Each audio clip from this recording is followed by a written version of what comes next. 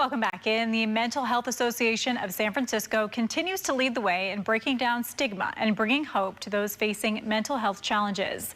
Here to share more on how they are a vital force for support, advocacy, and education is Vice President of Warm Line Programs, Jean Flynn. Jean, thank you so much for coming today. Thank you so much for having me. It is such a wonderful program, this Warm Line. Tell me a little bit about what you do. Yeah, so the California Peer-Run Warm Line, also known as the CA Warm Line, is an emotional support program that's accessible to all Californians 24 hours a day, 7 days a week, every day of the year.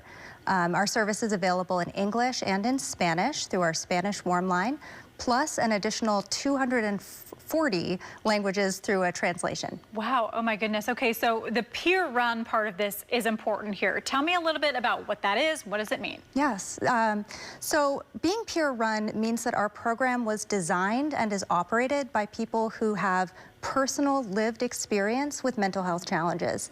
So that includes our managers, our trainers, our supervisors, and of course the people who are answering the phones.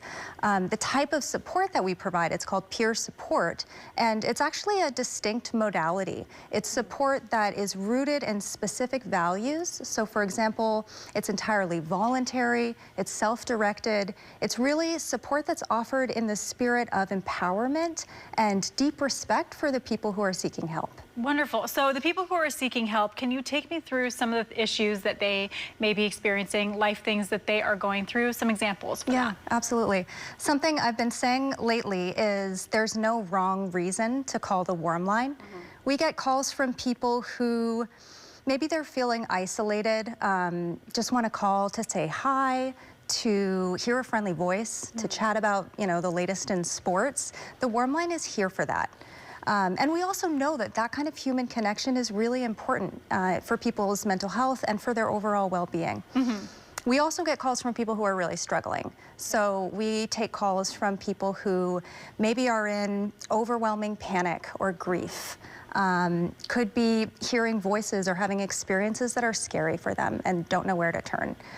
People who are feeling deep despair. The Warm Line is here for that too. And our peer counselors, they've been there, they get it. So really, we're a safe space, we're a judgment-free zone where people can talk about whatever's going on.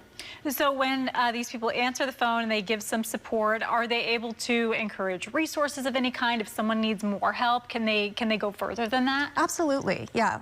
If people are interested in further resources, we have plenty to share, and lots of, part of our staff being peers themselves, they can offer their own experiences with some of those resources too. When we do offer resources, a thing that we really like to do is offer a follow-up call afterwards if the person wants it. Right. So if they, they get an outside resource for something they want to try, we can call them back the next day and say, how did that go? Wonderful. Okay, I love the follow-up. So when you're training people to be the phone answerer, someone who's helping out, how does that process work? How do they learn kind of what to do in this situation? Yeah, so we have a 40-hour classroom training. That's our onboarding before people get onto the lines. And then we do ongoing continuing education. So every month we have another training. We cover, all kinds of topics: active listening, harm reduction, a trauma-informed perspective.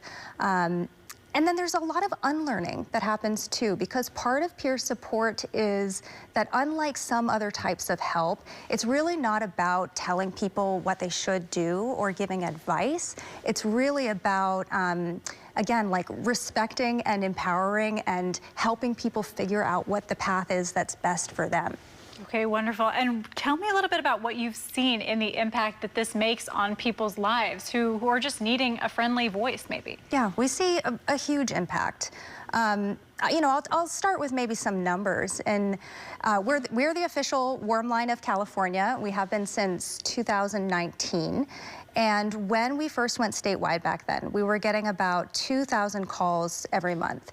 And that number just skyrocketed. It's continued to increase every month. We just broke a record last month. We received over 41,000 calls, chats, and texts to the Warm Line. So you can really see the service is wanted and needed by Californians. We have a survey that has shown us that each year we prevent something like 14,000 trips to the emergency room, wow, which saves the state of California over $90 million. Oh my goodness, such huge numbers here. Now, if someone is watching this show today and they say, this sounds like a great program, I want to help, how can they help you guys out? Yes, so we're facing a 75% decrease in our funding at the end of this month. So that would have a huge impact, right? That would mean a huge reduction in the amount of calls we could take and the support that we could provide. The current volume of calls, chats, and texts that we're taking in a month right now, that would be what we'd be able to take in a year. After this month with that funding model. So we're doing everything we can to urge the state, to urge the governor to support our warm line fully so that we can continue on.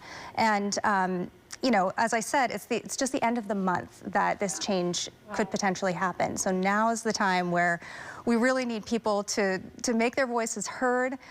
We have a website, savethewarmline.org, that people can go to.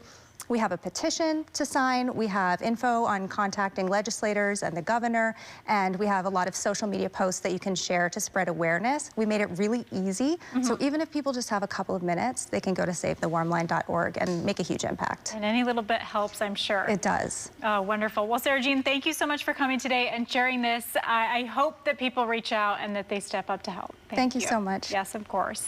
To learn more, you can head to mentalhealthsf.org and you can help out there too.